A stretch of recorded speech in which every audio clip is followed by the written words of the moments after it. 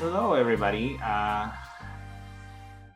We are going to learn how to practically put together some of the things that we learned and how to practice what many people today call shamanism. Now, as far as the review goes, last time we discussed shamanism through a few different lenses. Academic, through core shamanism, which would be a modern synthesis of the practices as far as we know them, and also some of the issues involved with them. And I stressed that there is an overlap there with another term that I much prefer personally. I much prefer the term animism because it is the more widespread and the more basic understanding of the practice itself. The word shamanism can come loaded with many different meanings that may be unintentional to the modern practitioner, that may not be the intention that we want to pursue necessarily, and may get us bogged down in some relatively harsh issues. So we're returning to the root, and we have to acknowledge the problem of cultural appropriation of closed cultural practices. I may not have focused enough on this last time. I mean, I mentioned it, and I mentioned some of the distinctions that have to be thought through before using practices of cultures who are not necessarily willing to share them with us, or who would test us or would put us through certain trials to get the knowledge that we seek and the practices that we seek. This is what is called closed cultures. They're not necessarily sharing their heritage with the whole world. They are, however, sometimes willing to take in outsiders and teach them some of the things that are available for the public. This is a difficult concept because in many ways, many of us come into alternative spirituality, to paganism, to New Age, with the idea that the world is sort of our shopping mall or our store, and we can pick and choose what we want from here and from there. And there is a lot of knowledge out there, whether or not it was intended for the public. It's not necessarily all for the taking, and we have to be aware of that. At the same time, I don't think we should also be trepidatious about it. We shouldn't be worried of accessing that knowledge if we have permission, if we have guidance, and if we follow the correct protocol for interacting with cultures that may be disadvantaged, still discriminated against, still oppressed in one way or another. So what do I recommend in this case? Because I know that I'm coming on a little harsh right at the beginning, almost like huge disclaimer sign, don't do this, but I do mean do this. Of course, from the beginning, always show respect, and you're going to find out that the practice of animism or shamanism, if you want to call it that, is all about showing respect to other persons. Okay, so show respect. And how do you show respect? You ask for permission. If it seems like it's something that would be guarded by initiation practices, or something that would be a thing that Westerners or outsiders wouldn't necessarily get to see, a private practice, then ask permission and respect the answer that you get, right? If they say no, then it is no, and you may not practice those cultures and those methods. One key example of that is sage, or more specifically, white sage, as used by a lot of people. There are two issues there: the collection, the preparation, the burning, the use, the every single aspect of that plant is rooted in the culture of the plains, west and southwestern native people of the United States specifically, but many other groups in the nearby region as well. This is a sacred plant to them. It is, it even holds almost like an ancestral status. This is the plant that they used to work with, to feed, to elevate their dead and their loved ones. So how do you think they feel when sage bundles are available everywhere and sometimes just used as decoration in certain stores? I'm not saying New Age stores, I'm saying random stores that want to appear spiritual somehow by having sage bundles somewhere. And the plant is being degraded, the plant is being treated disrespectfully, and worst of all, it is being driven to extinction because it is over-farmed, it is taken from the land at a rate that nature itself cannot sustain. You have to remember, this white sage grows in desert environments, which means there's a slow growing cycle, and once you take it, it may not have enough plants nearby to reproduce in exactly the same way that it used to. So the abundance slowly withers. That is just one part of the issue, right? But there is another part of this issue. When the native people come into our circles, into our places and say, hey, maybe don't use the white sage, because not you, but the people who are selling it to you are driving it into extinction, are not respecting the native cultures that use this plant for their spirituality. And then they get pushback, they get disrespect for voicing this very reasonable concern. So that is the item of respect that we need to have. Now, should you use white sage? I'm not a native person. I cannot tell you that, right? I am at best native to Cuba. And I am very much, as you can see from my skin complexion, I am very much a colonizer or descended from colonizers. So I have no native claim to anything in this hemisphere. And so I cannot speak for them. If you're curious, you may find a native person who's willing to talk about it. And of course, there is a ton of literature and Tumblr posts and Instagram and Twitter posts that you can follow for native creators. This is what I have been told. This is the way I follow the practice. I buy directly from native sellers, all right?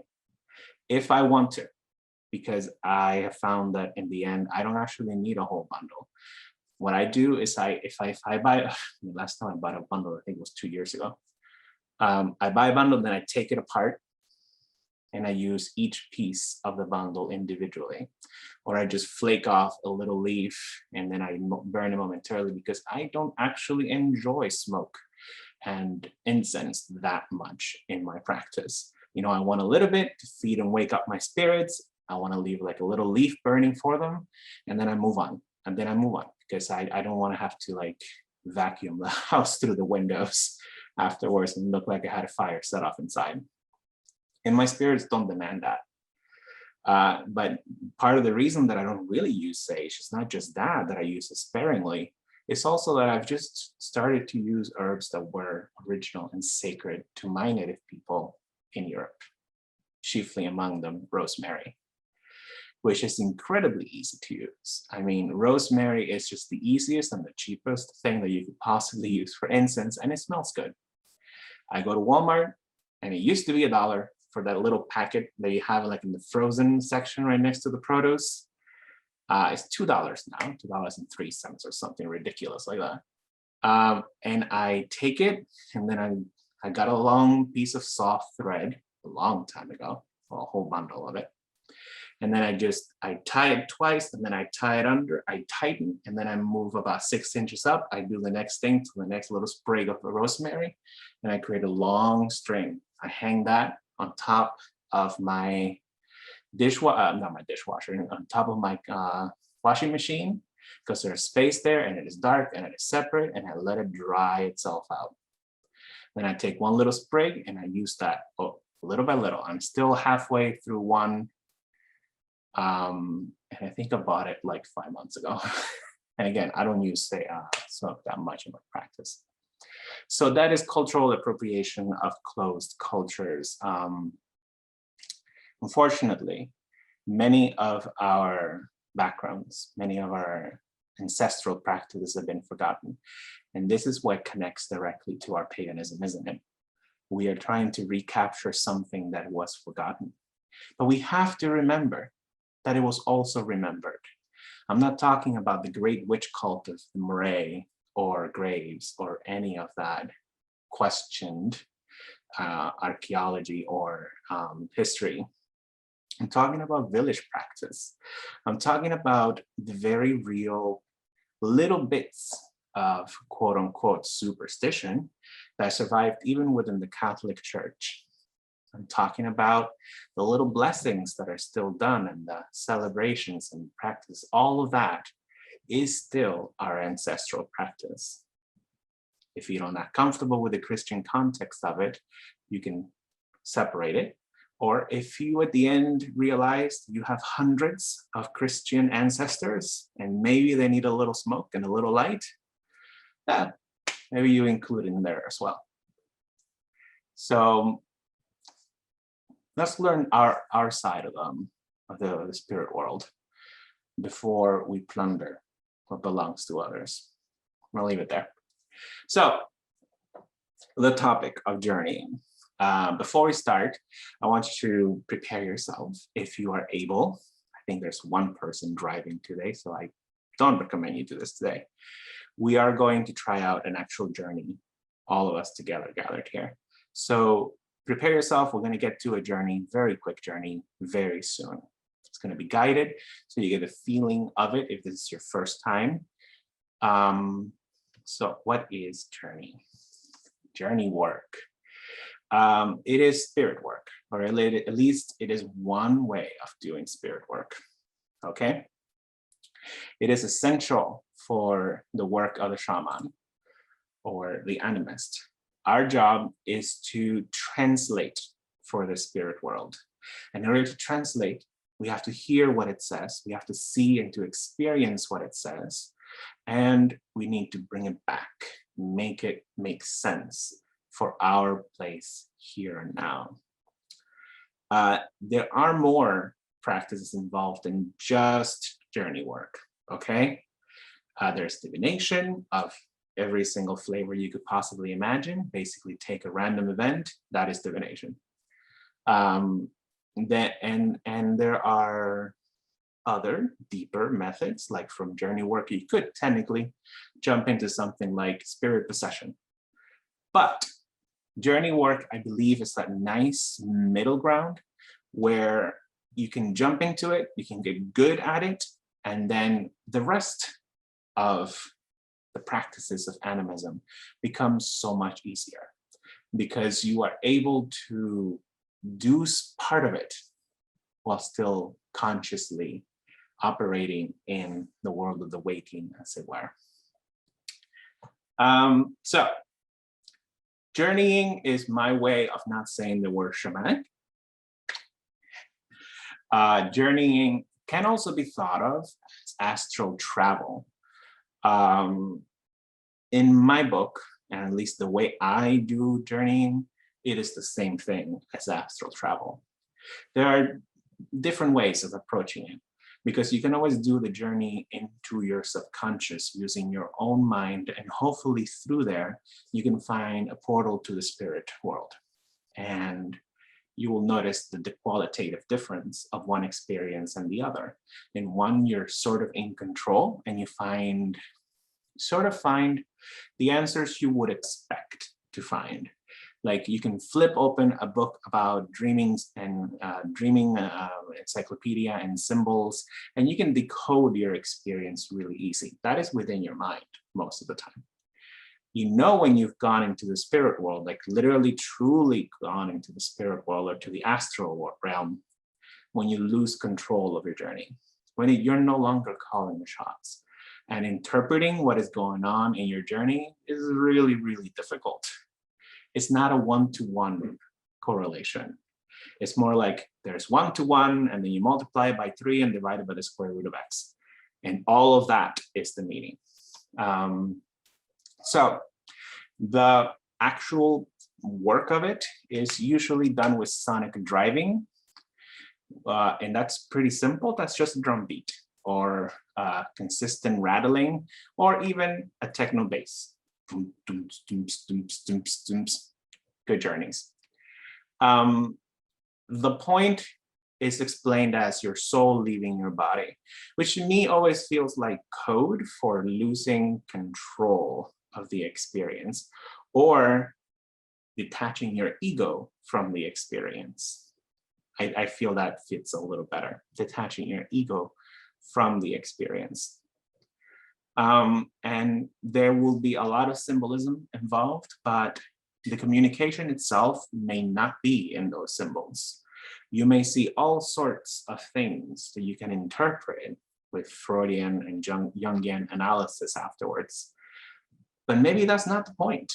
Maybe that's not the actual clear communication that you get from spirit. So you kind of have to be able to hold many different ideas in your head at the same time in order to communicate with spirit. And you have to get comfortable with the overlap and the gray area. Because remember, the denizens of the spirit world don't have our frame of reference. They do not live in these bodies, okay? And communication from one mind to another mind, from one spirit to another spirit, is rarely like actual writing, reading, and just talking. We have a very linear way of experience. They do not. So when they communicate with us, they're going to give us a circle. And in that circle, you're going to have all the different things, kind of like that movie, Arrival. Very good movie to understand spirit communication. In medieval times, this was sometimes called soul flight, or you know how the witches would gather and fly off for the Sabbath. But there is also some mythological connections there with the wild hunt, since some people were thought to be taken up by the wild hunt, and then they will wake up in the morning with experiences. It's all basically journeying. It's just a difference of how it happens. You can use the flying ointment and ride your way to the Sabbath, or Odin can grab you by the scruff of the neck and haul you up to the spirit world. Hey, one way or another. As I said, it can be helped along with mind-altering substances, but I highly, highly, highly recommend that is not your first step. It requires a lot of practice and training to properly ride a plant spirit towards a meaningful journey experience. Think of it this way. You can walk to the next village, or you can hop on a pony and ride to the next village, or you can go to the top of the mountain, leap and try to catch an eagle, then fall and tumble down the mountain until you get to the next village. Those are all possible journey experiences. And guess what? Guess which one is more thorough? It's obviously the one you're least in control with. When you ride with another spirit, you have to become sympathetic towards that other spirit. You have to meld, and you have to be able to retain your own identity so that you're not lost in that experience. So when you do mind-altering substances, you are bonding with another spirit. Is it a spirit you're familiar with? Have you worked with them? Are they workable? Can they guide you to where you need to go, or will they just take you on a wild ride? Your choice. So here are some aspects of Gurnee. I always absolutely recommend that we follow in the trails blazed by others before we start blazing our own. And I know I'm giving a lot of cautionary words here, a lot of caution, because here's what I have seen over time doing this work, doing it with other people.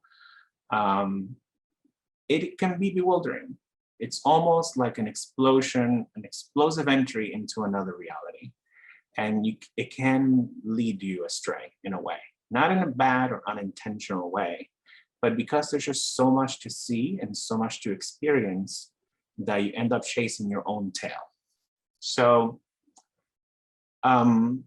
here's some basic things just to kind of anchor your experience. We have, according to core shamanism and other shamanic practices, a three-world structure, where you have the upworld with the enlightened beings, the guardians, spirits, the angels, or the higher versions of yourself, like your holy guardian angel.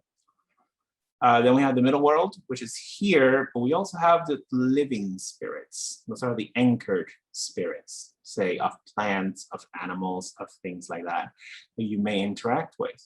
So who knows, maybe those of you who have cats that come along and sometimes even participate in your rituals, you might end up meeting them in the spirit world in their spirit form. And of course, afterwards, we have the lower world. Banish all thought of negativity. It is the place of the ancestors, chthonic beings, and where rebirth is attained. It is a very necessary place. And personally, I don't see the lower world as dark, certainly not bright like the upper world. The upper world is all light, like full-on sunshine and the snowy caps, you know? The lower world to me is like crepuscular, it's, you know, twilight-ish, but it is also very lurid. It's almost like the colors of the beings and spirits there shine with their own internal light because they're so possessed of their own being and they're so joyous to exist. It is also important to, at some point, get yourself in contact with guardians or with spirit guides, which makes things easier. For example, having at least one reliable spirit guide, and we're gonna talk about and work on that in a minute, will help you reach your goal with minimal wandering. For example, you start the journey and before you fully slip out of your body, you can send off your spirit guide ahead of you and say, hey, I need to go here. Can you clear the path before me? Can you get me there? And they will go to your goal. They will find it and they will come back and then guide you towards it. Remember, they're spirits. They don't have constraints of time or space. So they can get it all done by the time you slip out of your body. So that is what we're going to be doing today. We're going to go find a spirit guide, all right? If you could follow the instructions on the screen, I hope you can see it. We're going to be using the 12-minute drumming track with whistles and rattles by Sandra Ingerman. It's the very first one that you see, though it's very short. And we can get to it real quickly. The track is going to have about a minute where she does whistles and rattles. And then she's going to start with the drumming itself, all right? I want you to play through that and take that time to breathe evenly, to center yourself, and to just kind of put yourself in the place where you are right now with the intention of where you want to go. So be within your body, but at the same time start stretching out your intention to where you are going to go next. All right, so you will play through that because I'm not going to talk through that part. If you already have a spirit guide that you already work with, right? Or you feel like you might. You may have had omens and signs that certain animals or certain animal spirits or people's spirits may come and help you. I want you to, in your mind and in your spirit, reach out a hand up. Reach out a hand and see who takes it. You may have a bird land on that hand. You may have a nuzzle from a head of an animal, or somebody might literally take your hand and salute. Okay, see if you feel that. That is the call. Okay, so that the beginning of those 12 minutes, that is the call to where you're going to be going to. And it's also the call to your spirit guide. If something comes, don't feel the pressure to see them, interact with them, or even talk to them yet. Okay, just feel their presence, radiate love back to them, see what you feel from them. And if you feel like you have to let go, you let go. You may find another one down the path, okay? Make sure that the connection feels good. Once drumming starts, I'm gonna start guiding you through the standard journey, as it were. At least the standard journey for finding your spirit guide.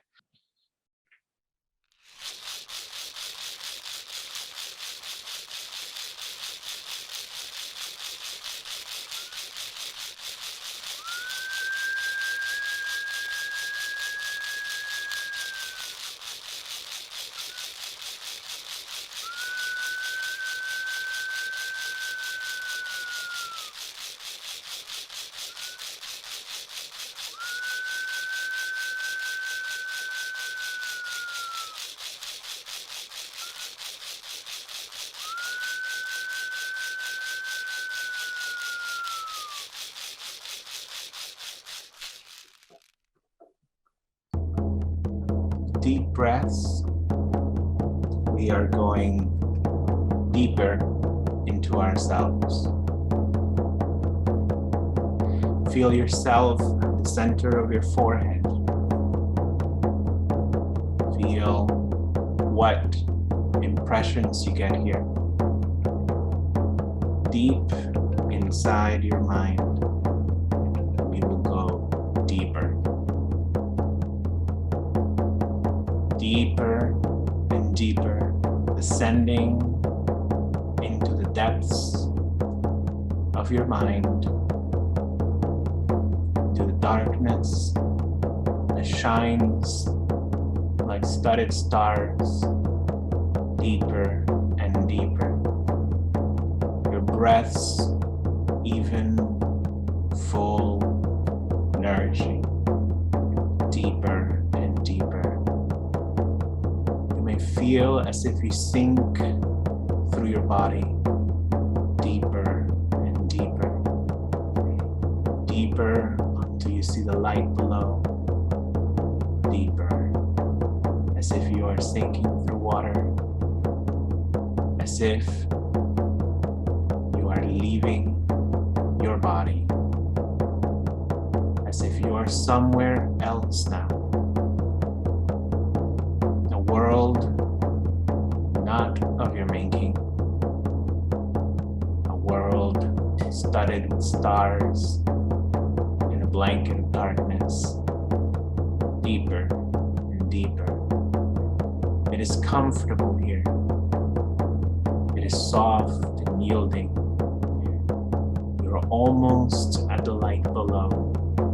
You can almost see the opening and what is below and beyond. Go deeper and deeper. Now you're at the edge. Have courage. Jump through. Feel your whole body slide through that opening, through that portal. So you enter the spirit world. It may be bright here. It may be night. It may be a different world altogether. The air is different, but you can breathe it. So breathe of this world. Deeper and deeper into this world until you touch the earth of it, until your feet and hands touch the ground, where there may be rocks or leaves or grass. Feel the ground below you. See the ground below you. You are here. Now look up towards the horizon, up ahead of you. What do you see? A mirage comes towards you, slowly forming a shape of a being, slowly getting firmer, resolving into your first encounter. Who do you meet here? This being has been called by your intent. It comes to you now in love, in guidance. Reach out your hand. Do you trust this being? Does it trust you?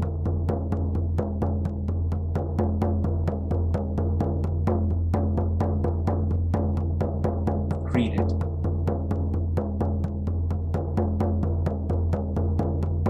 Share with it your intention.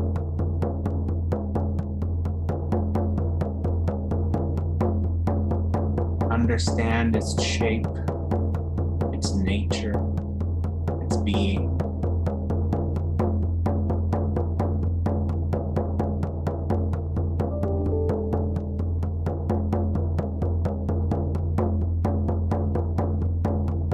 Ask it its name, its true name, the name you will call it by. It may be simple, it may be long and complicated. Feel the essence of that name beyond the syllables it forms. It is a rune and a hieroglyph. It is a symbol. Take that symbol into your hand. Honor it, bless it. It is a connection. It is a bond.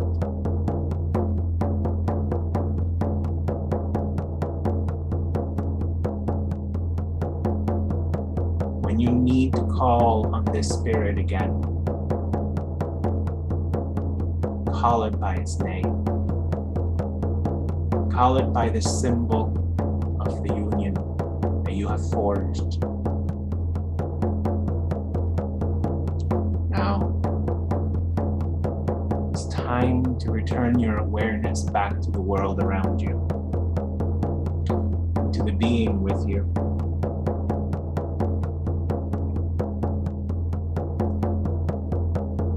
What is before you? Ask questions. Where are you?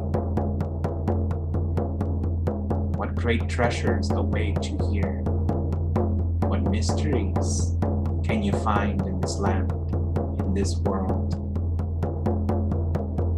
Are you above in the upper world? Below in the lower world? Are you within this world, but in a different form? This land, this place where you are right now, it is your first home away from this world. And here you will return in the future. This is your landing place. Your roots dig into the worlds below and feed from Mother Earth. They feed from here. It is safe. It is a world that mirrors your spirit. Just beyond the horizon, see it there. A glimmer of other worlds, doorways beyond counting. Each of them leading you beyond to another adventure, to other spirits, to answers. You may not need to go beyond today, but explore this place that you find yourself. Walk and smell and touch and taste what is good and safe and nourishing here. See the world and let it be part of you.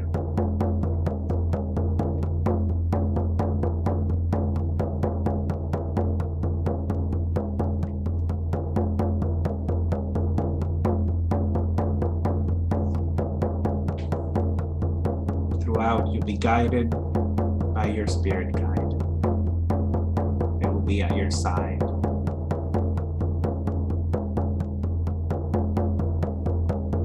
What do they say? What secrets do they whisper?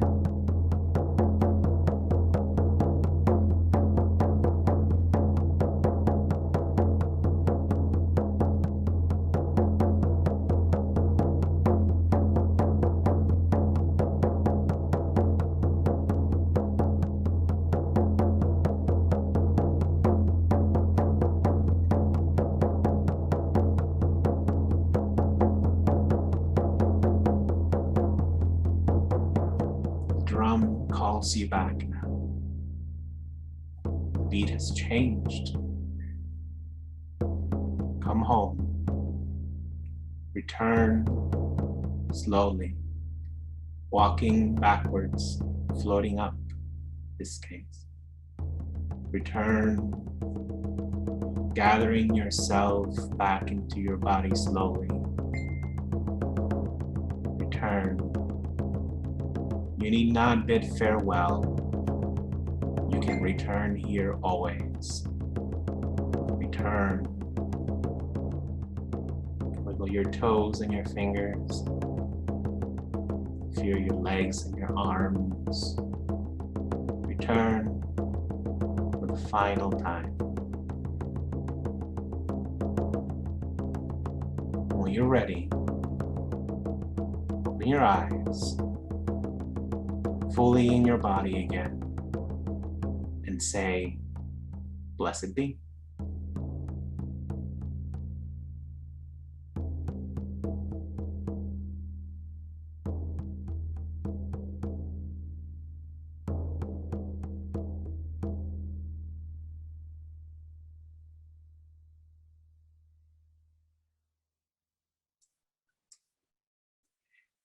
All right. Let's hope we're all back. Don't make me come get you. All right. I hope that was pleasant for everybody. I hope it was productive. Okay, so I'm hoping that everyone is back by now. If you feel like you need to share some of what you saw and experienced, just so you can sort of remember it better, you can do so in the chats. I'm looking at it right now, so I'll be able to respond a little bit to you before I move on completely. Or you may want to take notes. I know I said that a lot of the symbols that you encounter in your journeys may not be like 100% the message that you need to have or take with you, but it is good to jot down things in general. Because you never know when you're being shown a path that you should take that you don't notice until it's repeated over and over and over and over again. And then one day you say, hey, that looks familiar. And then maybe you should go there. Okay, so keep this video, don't fully exit out of YouTube. This is the author that I recommended last time, Sandra Ingerman. It is the drumming tracks that comes with her book that I recommended. It's The Beginner's Guide to Journeying. Really good stuff. And it's all free on YouTube through some magical means. Who knows how? I mean, I also bought the book. In fact, I bought it 3 times now because I just keep giving it away. So I have fully supported her in her mission. Okay, so let's move on. There's a few more things that I want to talk about before we are through for today. All right, so let's analyze a little bit of what we saw. Things that we should probably be on the lookout for. Here are some of these things. Things that are signposts of your experience.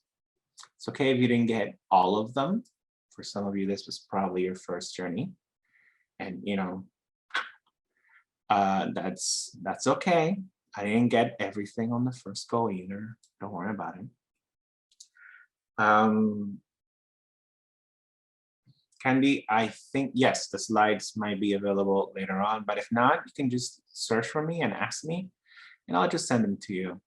I have no problem with sharing any of this. And of course, the video will be available as well. So I want to focus you into the floaty feeling. That is definitely like 100% sure way of knowing that you went beyond your body. Okay, that floaty feeling is great. And the only way that I ever got to that floaty feeling was with drumming. I've been trying to do this for ages now. It took me 4 years to hit the floaty feeling and to fully get out of my head. I could meditate, no problem, but I knew that I wasn't going anywhere because everything was like very me. Like, you know, it all felt like Dayan talking to himself. And I'm like, that's great. And I do need therapy, but Jesus, like I need something here beyond myself. The feeling of being in remote control is common. Of course, you can take control of your journey and I would say some more advanced techniques, but enjoy the remote control feeling until you get very used to and acclimated to the practice. This is part of the reason why we first went for a spirit guide. The spirit is there to guide you and protect you and to keep you safe on the good path. The spirit world, how did it feel? I already told you a little bit of how my spirit world feels, especially the lower world. It is very unique, I would say. It is never not a mirror of who you are. I will put it that way. There is a place beyond the mirror. You know, there is definitely more beyond what you see, and there's probably always going to be. It's kind of like the multiverse hypothesis, right? There's this world, there's the next one, the next one, the next one, the next one. They're all thin slices, one on top of the other, like deli meat. So it's like that. It's okay to live within and journey within this mirror world for the time being. If you get more advanced, if you move on with this practice, you might begin to see cracks in the mirror. You might begin to explore what's beyond that. But definitely have your techniques down for that phase. How did it feel to come back? Was that like sometimes it feels like a rubber band for me. Like, you know, I stretch, and then I'm right back to where I started. Sometimes it's a jolt, like I'm suddenly back into my body. And I've learned to honor that because sometimes in the beginning, when I was learning, I would force myself back under. But then it would just feel like a second journey, and not necessarily the same journey. Some people have like disorienting. Yeah. So one thing that I do recommend for those of you who felt a little disoriented coming back is to always be 100% with using and within your sensory experience. Always, before you go in, have some nice incense so you activate your sense of smell. The drumming is going to be for hearing. You're going to feel where you are. Don't try to be completely hands-off, non-tactile. No, feel the textures. And then When you go into the spirit world, do the same thing. Ground yourself there as well, okay? It is very important to ground yourself wherever you are. And that way, it's all kind of like switching one thing for the other, and it's a little less disorienting. Now, finally, talking to spirits. I mean, that's the whole point, right? That's why it's in purple. How did it feel to talk to your spirit guide when you met them? Did they talk in pictures and in feelings, or was there actual words, like straight up English, right? Like, oh, that's interesting. To me, it always feels like talking underwater, but not necessarily garbled, just like a distance or like this cottony feeling, right? And it always feels like it's coming from here, from my right side, just behind me. That's how I know I'm talking to a spirit. It took me a long time to figure that out.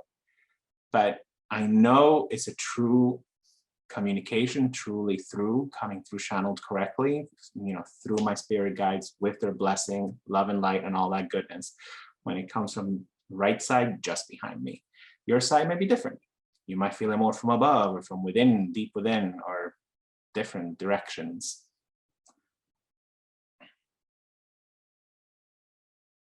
Hanging softly in water and echoing. Yeah, echoing, yeah. Yeah, all those things kind of check out. You might attain clarity, but here's my recommendation, because I've sort of realized that I'm not natural at this, at least not at the spirit part.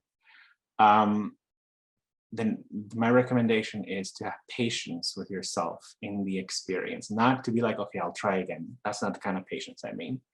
I mean, like, let the words come through and give it a couple of seconds. Let it percolate, all right? Let it fully percolate before you try to grasp at the meaning. Because it could come through and you grasp the beginning of it and you're like, yeah, sugar or tomatoes, or I don't know, hex. But maybe you only grab like the beginning of it. And as I said, it is multidimensional. These conversations are going to be multidimensional. So let it all come through and then see what remains as still associated with itself. All right?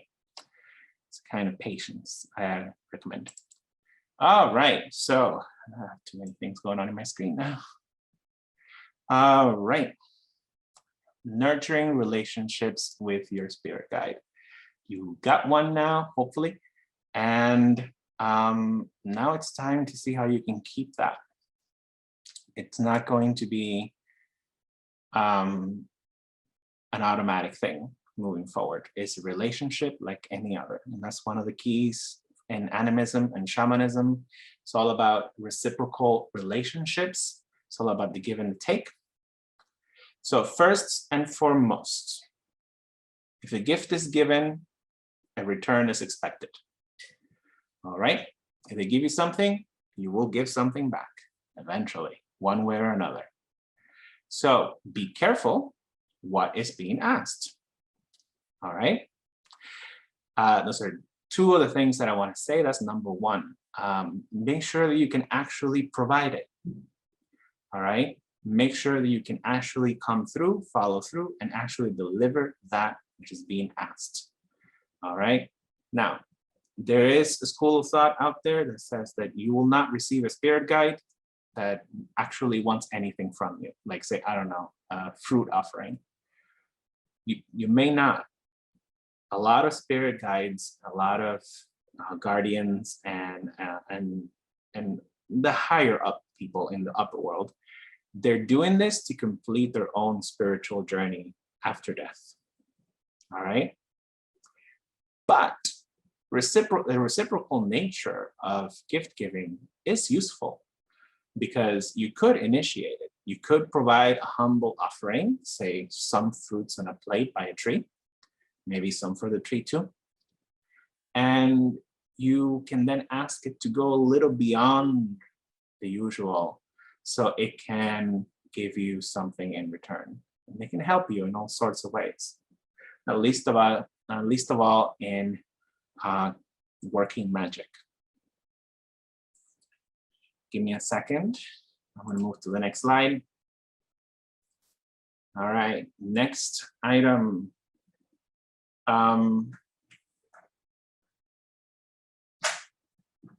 a second. I'm in the middle of that. It's fine. All right.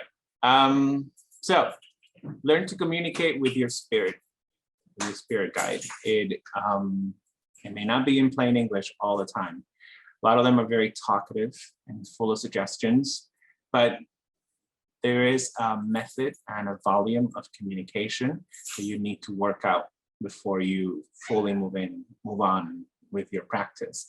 And it is training. I'm not going to say that you will have this down in 6 weeks or in 2 months or whenever, or even a year, okay? It is training. You will be learning how to set guidelines, boundaries, and how to properly work through this for a long time. And that's good, because this is how you're going to train for all sorts of other spirit work if you take this route, all right? So learning how to keep your ears open and your interpretive mind open to communication would be extremely important. And as I said, patience, tons of patience, all right? All right, so some of the things that they can do for you. Of course, help and advice, that's granted. It's a spirit guide. What else is it gonna do? So the first 2 bullet points, obvious. The third one is very important, making introduction to other spirits. Think of your spirit guide as your bouncer, all right? It is sort of what job they automatically take, all right? It's not so much a shield to protect you from the world outside. It is more just the person, doing the background checks, checking out the other spirits and bouncing them if they need to go. Acknowledge that aspect of their work and thank them for it. In fact, simple offerings like fruits or incense or candles, those are all appropriate ways to sort of improve upon that function. It's a very useful function, if you ask me. That way, that whatever other spirits come to you, finally come to you, they've been through a filter. All right. 4th bullet point, basically the same thing. They may carry out parts, but not an entire spell or magical working for you, but they will do parts of it. And of course, they'll protect you from unwanted spirits and maybe even whatever other bits of nastiness gets hurled at you. If they can't deal with it themselves, they might just give you a heads up. It's like, hey, yo, you got some screwy energy coming at you. And then you'll do a little journey to communicate more clearly, and you'll be like, okay, what is it? It'll help you diagnose it. And if it doesn't know how to fix it, it can maybe introduce you to another spirit that does. All right. This is very important. They're to be treated like friends, like a working professional relationship. Spirits that are abused, ignored, or mistreated will absolutely abandon you, and usually with a nice heaping of comeuppance. So be nice, you're making a friend. It's good. All right. So, okay. They also come and go as they see fit. It's important to realize that. I've saw so many people who get bent out of shape because they lost their spirit guide. That's not a big deal. You'll get another one. Do another journey, find another one. Ideally, you know why they left. You know what reasons. Maybe they have taken you as far as they can guide you and they cannot give you anything any further. Or maybe they just need to move on. They've completed their journey and they need to move on. You'll be in conversation with them. So you will find these things out And you will have a nice goodbye ceremony, and maybe they can even recommend the next spirit that could work with you, or they will just show up. You might have more than one. Right now, maybe if this is the first time, if today was successful for you, you have one, and you may get more. Here, I am going to tell you that when I first started, I met like 7, and they were all great, but it was really, really hard to keep up the work for 7 spirit guides. Like, they wanted me to do this and that and that and this and that and also this, and oh my God, and basically every bit of my free time was just used up in magic and spirit work, and it was just too much. I couldn't live life. So I eventually was like, yeah, I need some breaks. I need to mix it up a little bit. So you and you, I know where you are. I know what you're doing with me. I'm going to store you in the next stage of my evolution, and then I'll meet you again when I get there. I can't work on all my problems at the same time. And so it has been. So keep a small group that you can actually handle, all right? Unless you do have the free time and the impulse and the need to work through many things at the same time. Great. Yeah, that'd be great. Kudos to you. All right. So I'm essentially at the end. So I'm going to do, I think this worked really great last time. I'm going to put up some pre-done Q&A so that we can launch off of that for some more discussion. So let me start off. I'll be right there with you, Brune. Let me start off with the first one. Are spirit guides always animals? For some reason, you almost usually appear like animals to us these days. Maybe it's the expectation that we've made of them to be spirit animals or totem animals. But they can also be ancestors. And they may come to you as an animal at first because that is what you can understand at first, what you're ready for. But over a certain amount of time, they might shapeshift into a full-on human being that used to have life. And that is something that may happen, and you'll get a whole new dimension of your spirit guide that way. All right, so I'm gonna, no, it's okay, you not.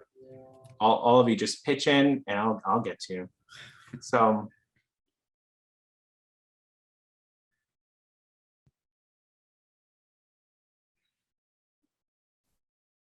oh, you got bitten. What kind of bite? I didn't see anything.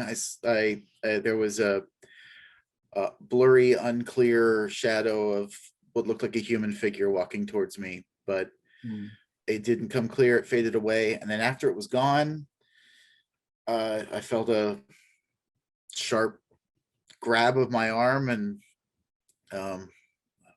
it felt like some piercing, something deep. So you say it was like a toothy, molary kind of bite, or like an incisor or canine kind of bite? The feeling was vague, but it made me think of a large animal bite, like a canine tooth. All right. So you're looking for a carnivore, a predator. That's a good note to take in the future. If this was your spirit guide, then maybe they feel neglected. Maybe they've been hanging around for a little bit and they feel neglected. So of course, let's never, ever, ever rationalize abuse. Maybe it wasn't your spirit guide. It might not have been harm. Right. It just is a tap on the shoulder with whatever they've got handy. Yeah, no, I mean, like, why would an animal bite you, right? Why would an animal bite you? Let's say, why would a dog bite you? To warn you of something, or because you overstepped your boundaries and you hurt them instead. Why would a cat bite you? I don't know, playing. Attention. Why would an alligator bite you? There are different reasons for the bite, right? Many potential reasons. So next time if you go back in and you go searching for your spirit guide again, yeah, make that your intention. Who bit me and why? And let's see. Next time, if you do this again, are you going to try to do this again? Absolutely. All right. If you do this again, when you do this again, carry with you a stone, a protective anti-spirit stone in your other hand. All right. Whatever hand you reached out with and got bitten, in the other hand, carry the stone. And when you're there in the spirit world, imagine it like a club or a mace. So if something ugly comes at you, you swing. Right? And that magic will defend you. What kind of stone would you use? What kind of stone would you use? I was seeing a lodestone in my head when I said that, but I don't know. I'm not very good with crystal magic. So I would have to look it up or feel my way to it. I also saw something like a hagstone or pumice. I don't know why those stones went into my head, but it might be, a personal correspondence rather than a message for Broom. I have plenty of stone that I feel connected with, so that's good. That's fine. Yeah, just sometimes we have to do those kinds of things. Sometimes we have to reach for protection. Shungite. I have not experienced enough shungite in my life, so I'm not aware of what it does, to be honest. So sometimes we have to take those kind of precautions, and it's not antagonistic if the first thing you encounter is a bite. It's just rational. But also, like, remember, use common sense, right? Use common sense.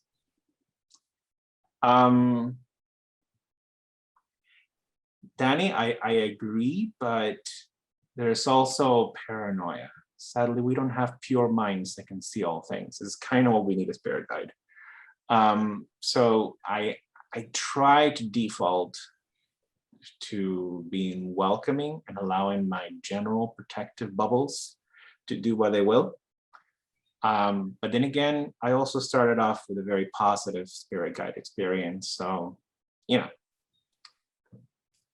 be ready for anything. Anybody has anything else to share, please just put it into the chat or unmute and interrupt me. I'm okay with that. I'm a teacher, I'm used to it. So what about famous spirit guides? That one got a little salty there. It's a bit of sass, if you'll excuse me.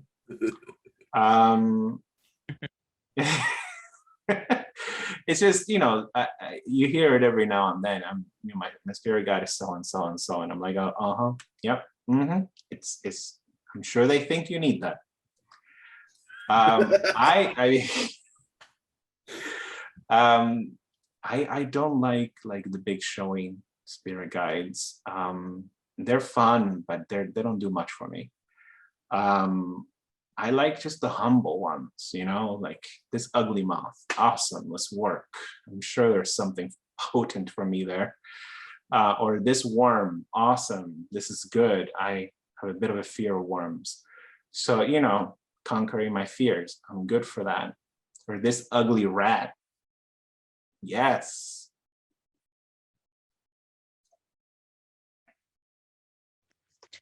In Draconic, what I practice, we always have one of the first things that you do in the practice is you find your Monte, which is your dragon guide. Ooh. And it's usually a young dragon, just like yourself, that wants to further educate itself, but in order to do so, it has to take you under its wing. So it's already outlived you, but it's still going through its training as well. Oh, that sounds amazing. Yeah. It sounds interesting. I wonder the corollary between that and the fact that, technically when we pass on to the spirit world, we're still young spirits. We may have many more lifetimes to go. God, we're so So young. yeah, By the time we're like 100 years old, we just mastered like 1 year in the spirit realm. yeah, that sounds really cool. Yeah, disgusting or fearful spirit guides, fear totems, intense, but worth it. Now, that doesn't mean you go into the spirit world and along comes a trickster and tries to spook you. That's not necessarily the spirit you need to be working with, all right? It means that during the process of shadow work, you may want to summon a fear totem to process what they represent for you. That's what that means. And at no time should you ever interact with a fear totem or a nasty or mischievous spirit on your own, without help, either from other practitioners or from your spirit guide yourself. Just common sense. Maggie, I see your response. Nice. Yeah, I also get, she's not my grandmother. I get like a great grandmother who comes along sometimes to help me with things. And it's very interesting because I only know about her and her witchiness from my grandmother. Just kind of wild that like I met her in the spirit world and I was like, what? You're here? I'm rolling with a punch in this one.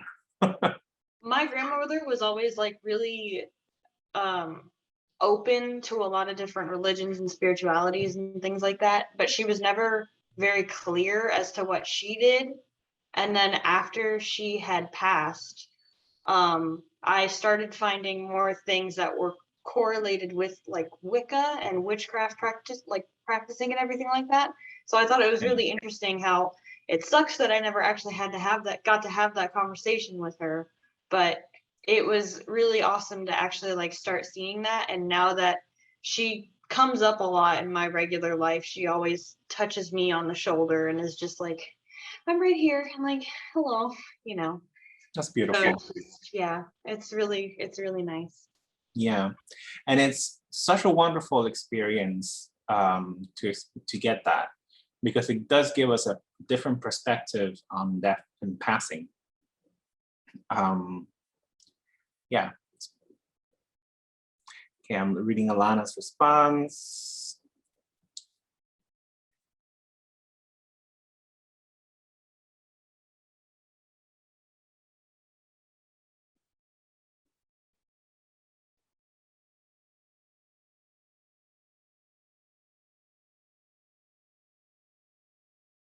Very good. Very good. Alana, it sounds like you have a spirit guide there, takes no bullshit.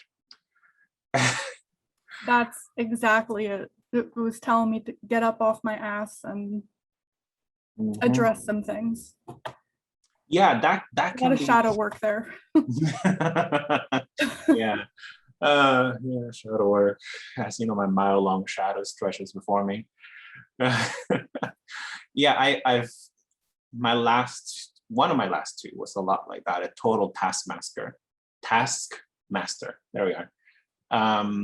But we ended up having like such a strong relationship because it was really just founded on respect of each other. It was actually a human being, you know, that I was working with there, though he like take the shape of an osprey. Yeah, very, very, I'm not sure this makes sense now in English, but it's like a growth experience for sure. Growth experience. So is it the same as meditation? No.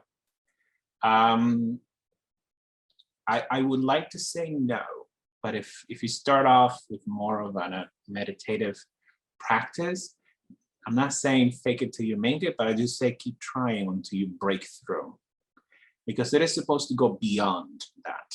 It's supposed to be the next step above meditation, so that you can have the ego quiet down and you can have some more authentic experiences. Because if you think about it, in meditation, unless you're really meditating, like some of you might be masters of meditation. I don't know this, I am terrible at meditation. You're really just only talking to yourself. Yeah, of course, Dragonette, go ahead. Really quick, one of the things I've actually found that helps people enter the spirit realm, and this is a fun one too. Ever just listen to music and you literally just close your eyes and just forget where you are? Some people can relate to that. Some people may not have experienced that, but if you just listen to like amazing music and you just close your eyes, I always tell people that is a form of meditation, and you're just, you know. Yeah. So I kind of like music festivals a lot growing up. Yeah, I tell you that, and I'm so happy that I found YouTube playlists of this again, but there's a very specific type of flute in YouTube that is called Buddha's flute. I don't know. I don't know music. And it's just like the right kind of readiness that totally gets me there. And then of course, you know, some good ass music. You can totally shake your booty. Totally, yeah. Yeah. So it is supposed to be different. If you are noticing that it feels a lot like meditation, enjoy the meditation. You are here for an experience, might as well have one. But now you know what is to be gone beyond. What is the next step? You're beyond, need to go beyond that point. And lucid dreaming, I know somebody mentioned dream work. Yes, Alana, you do dream work. It is actually remarkably quite like lucid dreaming. But you won't really interpret the same way.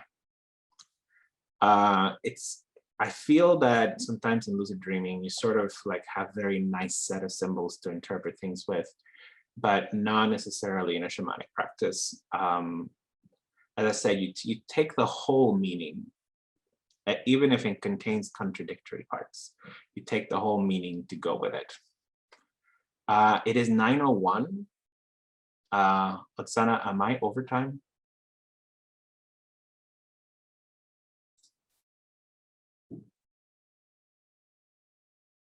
You're okay. If you have more to say, go for it. Okay, because I mean, I don't have a lot more. But I mean, you know, just to be respectful of people's time. So Amber M says, should protection be set up before trying to journey, and what would it consist of? Amber, I feel bad saying this because it's not something that I have talked about or prepared anybody for, but you should already have some protection work around yourself, but not in a sense that you're closing yourself off, because you are going to go beyond those words. You have to be open for something to come through. So it is kind of like you know, poking some holes into your protection, or just making it also almost like kind of like netting, right? So it's there, you'll bounce things back if it tries to come through, but it's also some breathing room back and forth. Otherwise, you'll be very closed off and you may not get a full experience. But yeah, as Dragonette says, sometimes some actual, you know, hardcore protection is needed. See, it's difficult for me to speak on this because I am sort of a natural at protection stuff. Like it just came naturally to me. I set up all my words and I just kept them going for 15 years now. It's never been a problem. So I can't really tell you how it needs to work for you. But I find that a lot of the type of protection that you use for this is more like anchor objects, like the stone that I was talking to Brune about. Or maybe after you have been in contact with your spirit guide for a while and it is feasible to do so, you get like a bone from an animal, right? hopefully not a human, though that's possible too, legally.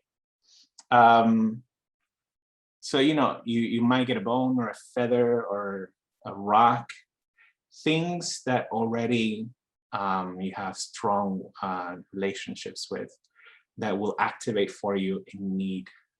So let's say that you're having a terrible experience with a terrible spirit, and even your spirit guide is not matching up, and you're like running backwards out of the spirit world. When you get back to this world, there should be some structure around you, a set of words that already protect you, just to buy the time, but it's probably not going to be enough. So you're going to need the anchor objects to properly dispel and work through the practice from there on. But here's what I'm going to tell everybody right now, and this is something that I discovered recently. I wish I'd known it earlier. Apparently, invoking the name of a high divinity will get you out of a scrape. All right. And if you're fumbling for who to call on, you have Yahweh. As bad as that sounds, you have God Almighty, and he will respond. Hey, you can call him Michael if you don't want to immediately go to the source.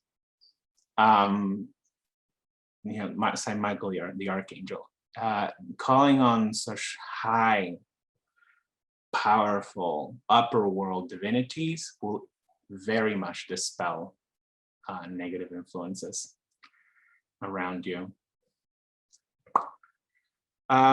Quickly, the last point that I have over here, are you actually leaving your body? Well, of course you're not, but you're also not staying within your frame of mind. You know, it is a weird sensation. That's the floaty feeling that I was referencing to earlier. That floaty feeling is a sign that you are not in your usual frame of consciousness. And the more you experience that, the more you go up and down into that feeling, into and out of that feeling, the more you see all the different gradations of it, different amounts, different states of consciousness, if you will. All right, so if you have this on your screen without anything blocking it, take a screenshot. This is kinda an outline. It's not as guided as I gave you already. It's kind of an outline, but it sort of guides you through the musical cues and everything that goes beyond.